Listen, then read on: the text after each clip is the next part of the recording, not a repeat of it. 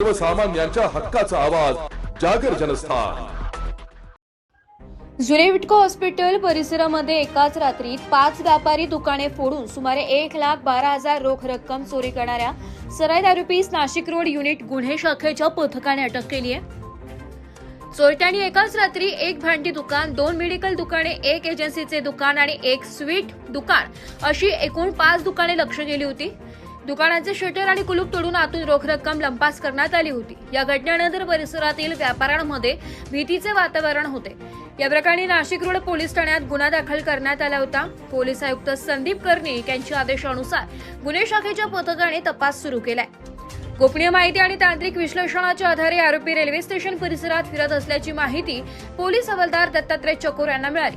त्यानुसार पथकाने धन्ना रामलाल राठोड, वर्ष 40, राहणार लक्ष्मी टॉकीज जवळ, मौढा मार्केट, तालुका वैजापूर, जिल्हा संभाजीनगर या सराईत आरोपीस ताब्यात घेतलाय।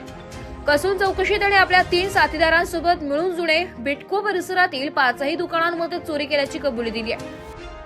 ही यशस्वी कारवाई पोलीस आयुक्त संदीप कर्णिक, पोलीस उपायुक्त गुन्हे शाखा किरणकुमार चव्हाण आणि सहाय्यक पोलीस आयुक्त संदीप मिटके यांच्या मार्गदर्शनाखाली पोलीस उपनिरीक्षक संदीप पवार, ग्रेड पोलीस उपनिरीक्षक दिलीप भोई, पोलीस हवालदार अविनाश देवरे, पोलीस हवालदार दत्तात्रय चकोर, पोलीस हवालदार राहुल जगझाप, पोलीस शिपाई केतन सोनवणे, पोलीस शिपाई कुणाल घोरपडे, पोलीस शिपाई सुशांत दिघे, पोलीस शिपाई समाधान जाधव यांच्या पथकाने केली आहे। चोरीचा छडा लावल्याबद्दल स्थानिक व्यापारी वर्गाने नाशिक रोड गुन्हे शाखेचे आभार मानले। जागर जनस्थानसाठी संदीप नवसे, नाशिक।